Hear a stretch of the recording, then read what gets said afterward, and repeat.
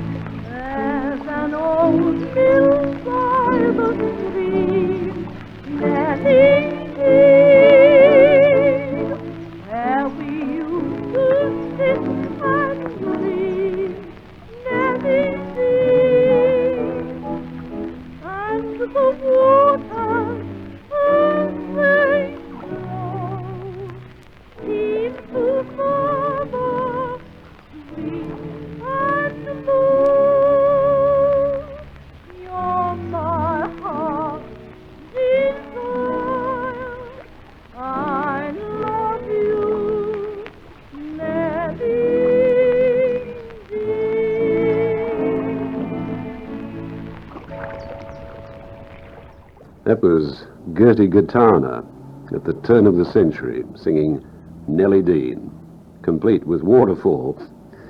This is Don Taylor in London, introducing the third part of the great British music hall story, the songs and comedy of the last Victorians and the first Edwardians, with comments and reports from the newspapers and magazines of the day, presented by Jessie Matthews, Sandy Powell, Stanley Holloway and Ted Ray, themselves part of the living legend of the variety theatre.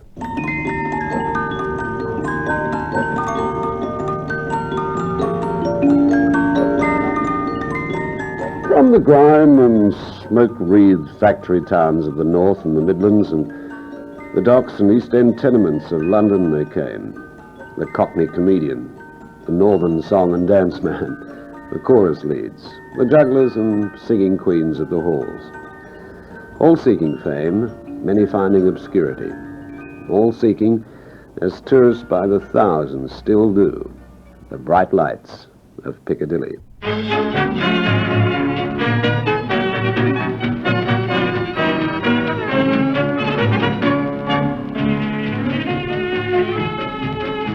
We've sung about your Broadway, we've talked about New York. Have you forgot a little spot They call it Piccadilly, a place of great renown in the heart of London town. Piccadilly, Piccadilly, the playground of the gay. Piccadilly, Piccadilly, where the traffic goes one way. In the daytime, there's lots of life, but at night time, well, you're apt to lose your wife in Piccadilly. Piccadilly, dear old London broad highway. The soldier up in Poona, the sailor on the sea, the pioneer and the engineer, the captain of the schooner, the fighters of the air sing of you and Leicester Square. Piccadilly, Piccadilly, the playground of the gay. Piccadilly, Piccadilly, where the traffic goes one way. In the daytime, Grandad's searching for truth, but at nighttime, he's searching for his youth in Piccadilly. Piccadilly, dear old London broad highway. There are gay lads, bad lads, see them rolling along. They are searching for wine, women, and song in Piccadilly, Piccadilly. All right, old man, don't try and hold me up. I'm quite all right. In Piccadilly, Piccadilly, where the traffic goes to wind away. In the daytime, they parade down the street, but at nighttime, they need someone else's feet in Piccadilly. Oh, Piccadilly, dear old London broad highway. In the daytime, you'll meet lovely brunettes, but at nighttime, oh, God save the king, there wrecks in Piccadilly. Piccadilly, dear old London broad highway.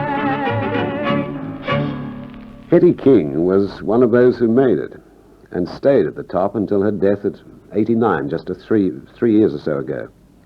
She was one of the great line of early male impersonators begun by Vesta Tilley. Immaculate in white tie and tails, or dressed in sailor's garb, she trod the boards for nigh on 70 years. Here she is at 79, doing the song that has become part of the British music hall heritage.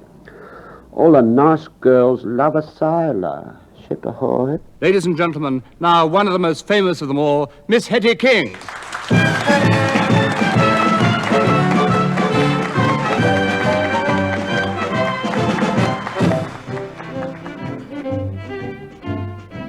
When a man of war or merchant ship comes sailing into port, the jolly tar with joy will shout out land ahoy. With his pocket full of money and a parrot in a cage, he smiles at all the pretty girls up on the landing stage. And all the nice girls love a sailor, all the nice girls love a tar, for there's something about a sailor, well, you know what sailors are. Bright and breezy, free and easy, he's a lady's pride and joy.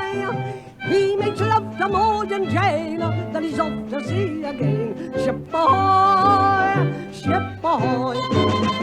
All the nice girls, hello, come on.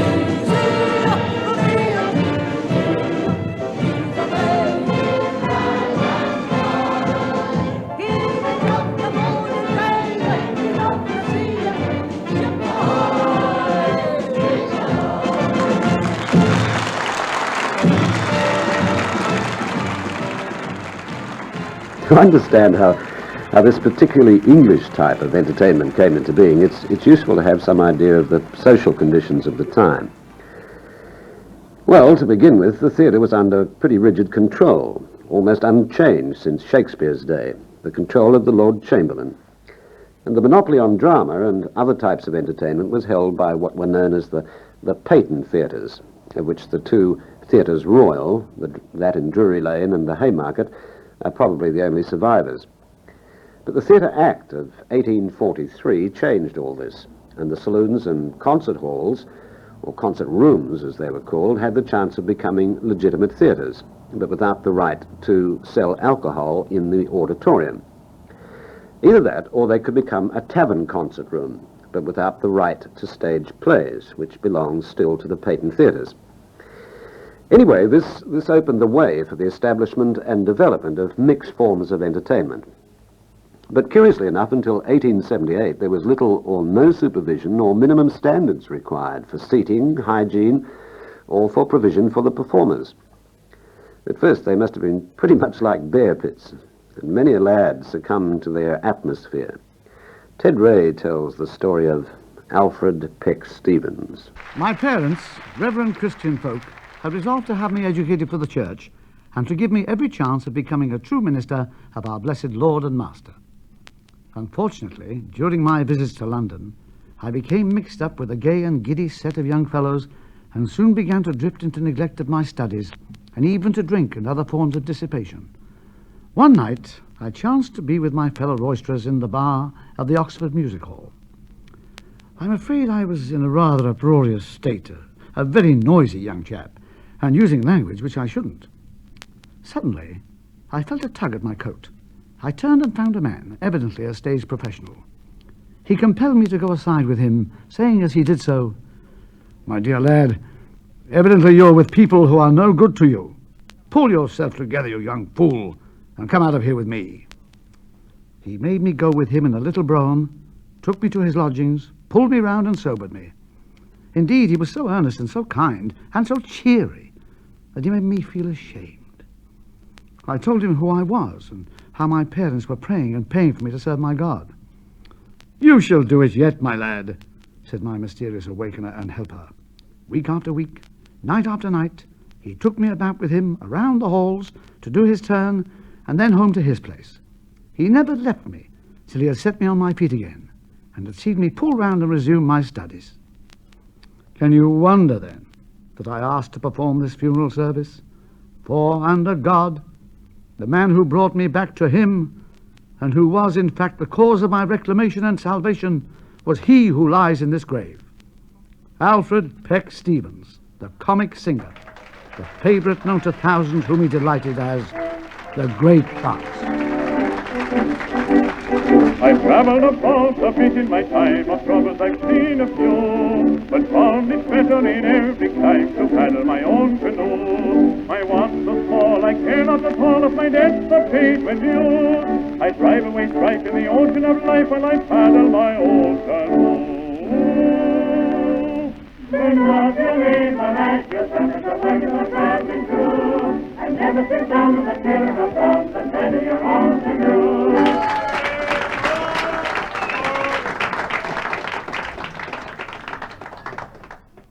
In my researches through old books and programs from the British Museum and the Victoria and Albert Museum and sundry other spots, including one or two of the old haunts, I've been trying to find out where the term music hall first became to be used.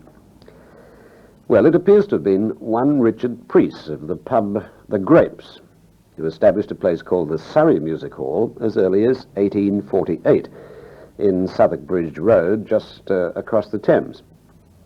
But the first man to actually build a music hall as such, and who is generally regarded as the father of the music halls, was Charles Morton. He took the Canterbury Arms, a stone's throw from the Surrey and Westminster Bridge Road, and not far from the Old Vic, itself in its day one of the sleaziest fun parlours in London, until Emma Cons and later Lillian Bayliss got to work on it. Anyway, south of the river is rich in music hall history, though much of it was gutted in World War II. However, not all of this entertainment was in such salubrious surroundings as halls as they were becoming. Sometimes they were held out of doors. Sandy Powell has been reading Charles Coburn's experiences at an outdoor gala. A very interesting phase in the variety business is that which is carried on in the open air. The first I ever appeared at was held in a sparsely populated agricultural district and was not very generously appointed. Well, I found the gala field, but there was nobody in it. In the middle was a crude square platform made up of thick planks supported by big barrels, but no other accommodation or decoration of any kind. At last, a few people streaked into the field, and then I saw the band. 5 poor-looking musicians. Neither I nor they could sort out which was supposed to be the front of the stage. But eventually, we did sort of get together on one side. Now, to alternate my character costumes, I had to descend a ladder 2 or 3 steps down and creep underneath the barrels. There was no room to stand, or well, no room to kneel, so I had to manage the best I could. Every movement being observed and commented on by a lot of little boys who derived most of their pleasure by watching me struggle with my garments.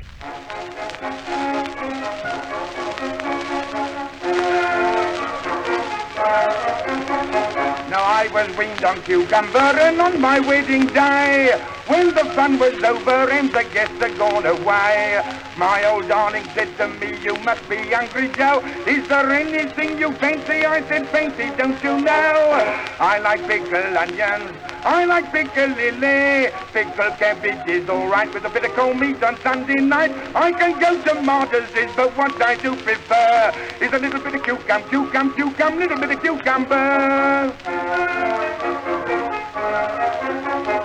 I went flying through the air with my old college chum.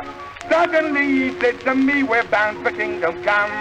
Have you anything on your brain before you wear a crown? I began to shake and said, write this confession down.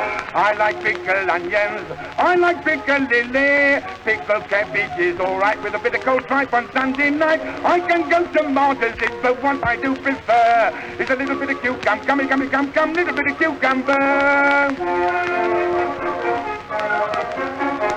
Several years of married life have brought me lots of joys. I don't know how many girls, but think there's 14 boys. When the last one came to town, he fairly turned me head. He was mocked with the cucumber, and the first words that he said was, I like pickled onions, I like pickled lily, pickled cabbage is all right with bubble and sweet on Sunday night. I can go to my artist, but what I do prefer is a little bit of cucumber, little bit of cucumber. To the Lord Mayor's banquet I went in one foggy day. When I saw the grub, it took my appetite away. Was paragraphs and sharpinches and piglets up with jam. I said, I don't care for that, you don't know who I am. I like pickled onions, I like pickled lily, pickled cabbage is all right with a bit of cold meat on Sunday night. I can go to Martyrs, but what I do prefer is a little bit of cucumber, little bit of cucumber. Let's sing then. I like pickled onions, I like pickled lily, pickled cabbage is all right with a bit of cold meat on Sunday night. I can go to Martyrs, what I do prefer is a little bit of cucumber, little bit of cucumber. This time then I like pickled onions, I like pickled lily, pickled cabbage is all right with a bit of cold meat on Sunday night. I can go to my Martyrs, but what I do prefer is a little bit of cucumber, little bit of cucumber. 1990. Harry Champion, another Cockney lad who lived long and who made his first appearance in 1888. He was famous for the incredible rate of his word delivery, and his 2 most famous songs, Any Old Iron and Corned Beef and Carrots, or to be more accurate, Boiled Beef and Carrots. No one ever talks about corned beef in this country. It's called salt beef. There are still a few of them around too, the salt beef houses in the East End. Anyway, both these songs of Harry Champion's had a kind of domestic foodstuff theme about them. which is not surprising from a costermonger turned entertainer. And there's someone else with something to sell, too. Merlers, hydroxyl-free cod liver oil. For all fatigue and brain fag. For late workers. A sure preventive against colds, an absolute remedy for coughs and chest complaints. It is highly digestible, and is the only cooling oil that does not repeat or cause eructations. From all chemists, or free sampler from Peter Murrah, 18 High Holborn, West Central. Cycles for Prince Biro Peasant at popular prices. We are makers and sell at first cost. We take payments from 2 and 6pence weekly. Don't delay. Call or send for lists. Bargains going daily. £5 to £12. Cycle Mart, 14 High Street, London Bridge. Have you tried Elliman's embrocation? Bottles, 1 and 3 halfpence, 2 and 9, 4 shillings. Jars, 11 and 6pence, 22 shillings. Prepared only by Elliman and Sons and Company, Slough, England. Also, Elliman's 8pence halfpenny cycle bag. Forfar Athletic Football Club say, has given entire satisfaction to all who have used it. Sulfoline skin lotion. Removes eruptions, pimples, disfigurements, eczema, irritation, and develops a fair and spotless skin. 1 shilling a bottle.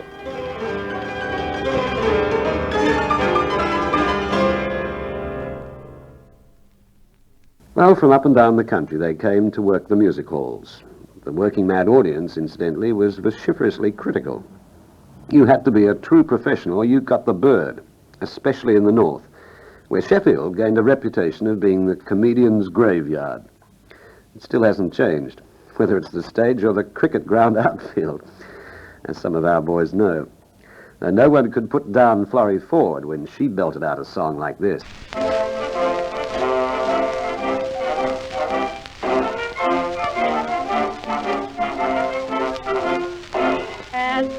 One evening Jones was telling all his pals how much he hated girls, despite their golden curls. You wouldn't catch me with a girl, you bet your life, said he. Girls possess no charm for me. Then one chap there at Jones began to leer, picked up his cane and said to him, come here. Hold your hand out, naughty boy. Hold your hand out, naughty boy. Last night in the pale moonlight I saw you with a nice girl in the park.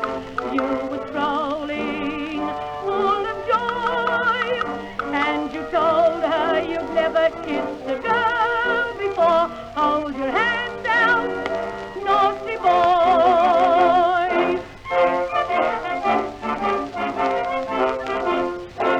Sanctimonious Obadiah to sweetheart May one night, the tale was telling strong. Said he, to flirt is wrong, and am I then the only girl you've ever loved, said May. He replied, yea, sister, yea.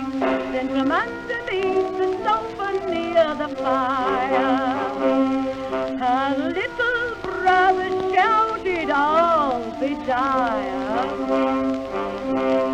Hold your hand out, naughty boy. Hold your hand out, naughty boy. Last night in the pale moonlight I saw you with a nice girl in the park. You were strolling full of joy, and you told her you'd never kissed a girl before. Hold your hand out, naughty boy. Hold your hand out, naughty boy. I saw you.